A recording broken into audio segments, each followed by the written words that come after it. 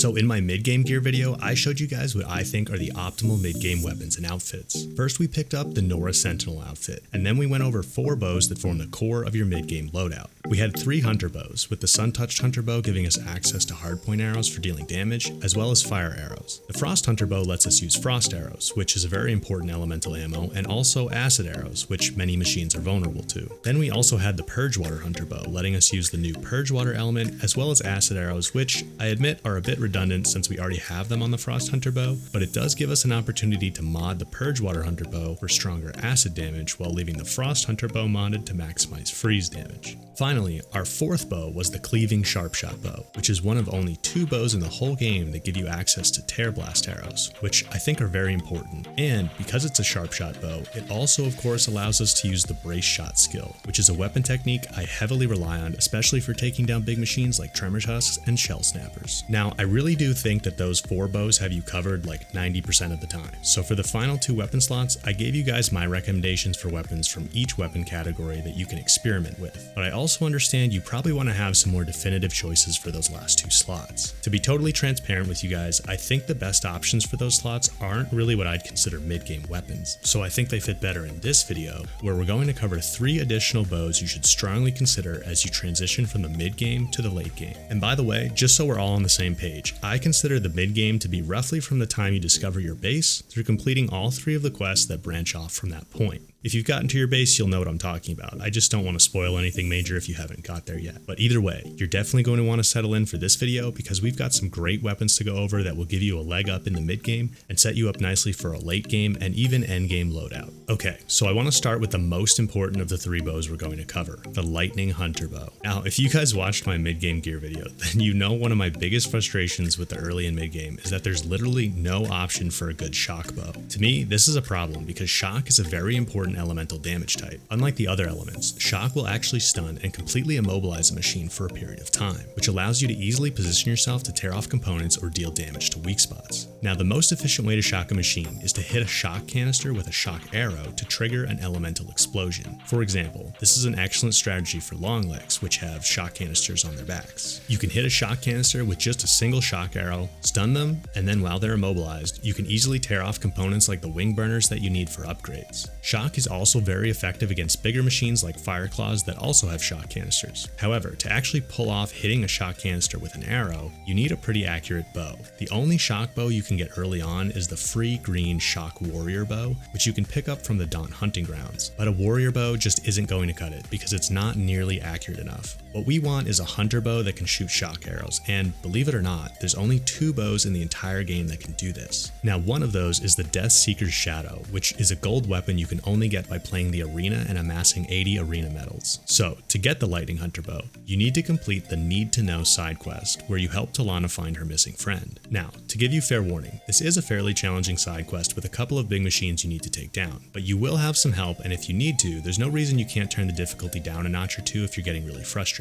However you end up handling it, I would highly recommend everyone do this quest to get the Lightning Hunter Bow before heading into the late game. And let's define the late game as anything after the Seeds of the Past main quest. So if you're near that point or past it, then you should definitely be looking to go do the Need to Know side quest to get the Lightning Hunter Bow and slot it in as your 5th standard mid-game weapon. So taking a closer look at the Lightning Hunter Bow, we can see it gives us access to both regular and advanced shock arrows, with the advanced ones simply building up the shock status effect faster. However, both versions of shock arrows work equally well to trigger shock explosions from canisters, so you should use the regular shock arrows to do that since they're cheaper to craft. Additionally, if you upgrade it to at least level 3, the Lightning Hunter Bow is also one of only 2 bows that can fire Purge Water arrows. The other one is the Purge Water Hunter Bow I recommended in my mid-game gear video. And by the way, Purge Water is actually a pretty powerful elemental damage type, but it's not totally obvious how to use it. So if you're interested in learning more about how to use Purge Water properly, definitely make sure you're subscribed because I'm going to do a video explaining exactly how to do that. I've also realized from some of your comments that many of you probably don't realize my channel is actually still very small. So if you're enjoying the content and plan to watch more of my videos, I'd love to have you join the channel with a subscription if you feel I've earned it. Anyway, the takeaway here is that I highly recommend the Lightning Hunter Bow for the mid game all the way through to the end game. So you should definitely prioritize getting it and upgrading it as soon as you can.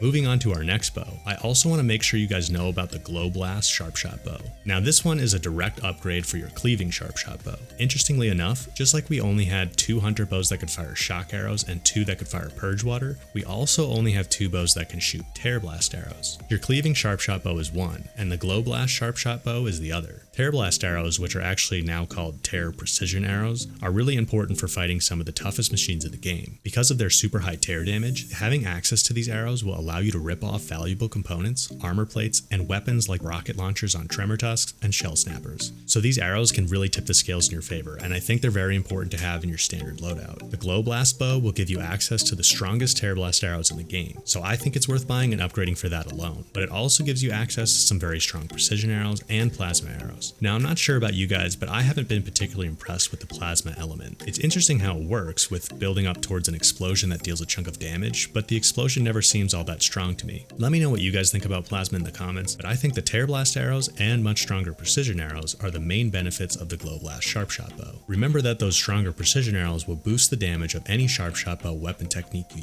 use, such as brace shot, which is my personal favorite. You can buy the Glowblast Sharpshot Bow in Thornmarsh or at the Raintrace hunting grounds, which you can actually get to a little earlier if you don't want to go all the way to Thornmarsh yet. Definitely pick up the Glowblast Sharpshot Bow as soon as you can and hang on to it for the late game and even for endgame play. Okay, so this last one isn't exactly an upgrade, but it's a really handy Sharpshot Bow that you can get for free by clearing the Hive Rebel Camp. In a chest at the back of the camp, you'll find the piercing Sharpshot Bow. Now this bow is handy, particularly for dealing with human enemies because it can fire strike-through arrows, which can pierce armor and even travel straight through targets, potentially letting you hit multiple targets with a single arrow if they're lined up. The piercing mechanic is just cool, and it's pretty fun to see if you can get some rebels or machines to line up so you can damage 2 or 3 of them at once. But the most useful aspect of this bow is the fact that the strike-through arrows can pierce armor. Now I'm sure you guys have noticed that the human enemies in Forbidden West have way more armor than in Zero Dawn, which makes them a lot more annoying to deal with. Well, the piercing Sharpshot Bow will allow you to deal damage through that armor and take out rebels and other human enemies much more easily. I particularly like it because I like to land headshots, and when the rebels are wearing helmets, you have to use an arrow or two just to knock off their helmet before you can even have a chance at landing a headshot. With the piercing Sharpshot Bow, you get to punch right through the helmets, and it's much more rewarding to see that high damage after you've taken the time to line up that headshot. But even if you aren't trying to land headshots, it will help you deal damage through all the other armor the rebels wear as well. Now if you really like these strike-through arrows, you can invest in the Delta Sharpshot Bow in Thornmarsh, but I think pretty much everyone should at least consider snagging the piercing Sharpshot Bow from the Hive Rebel Camp at some point. At a minimum, it will help you deal with human enemies during the main story quests. And if you don't like doing rebel camps, then remember that you can now play them stealthy and sneak in to just kill the leader. If you can take out the leader and leave undetected, the rebels will abandon the camp and you can go back and loot it without having to deal with any of them. Alright guys, so those are 3 bows you should definitely consider picking up to augment and upgrade your mid-game loadout. I think the Lightning Hunter Bow should definitely fill one of those 2 slots we left open as wildcards in the last video. I still think you should experiment with the 6th slot to decide what other weapon types you like since there's so many new ones. But if you really want a definitive answer on the 6th slot for now, then I would say pick either the piercing Sharpshot Bow so you can deal with human enemies more easily, or keep the piercing Shredder Gauntlet on your weapon wheel. Now that might be a little surprising to some of you, but Shredder Gauntlets are actually very strong, and if you're into the best combat tactics like I am, then you're going to want to start practicing with this new weapon. For example, you guys might not realize this, but the top ranked arena results for certain challenges have been done using a Shredder Gauntlet almost exclusively. I think that really shows how powerful these can be once you get the hang of them. Anyway, if you guys enjoyed this video, or if you learned something, hitting that like button is always appreciated and helps me out as I continue to grow the channel. And if you feel like I've earned it, your subscription would be much appreciated as well. As always, thank you guys for watching, and I'll catch you in the next one.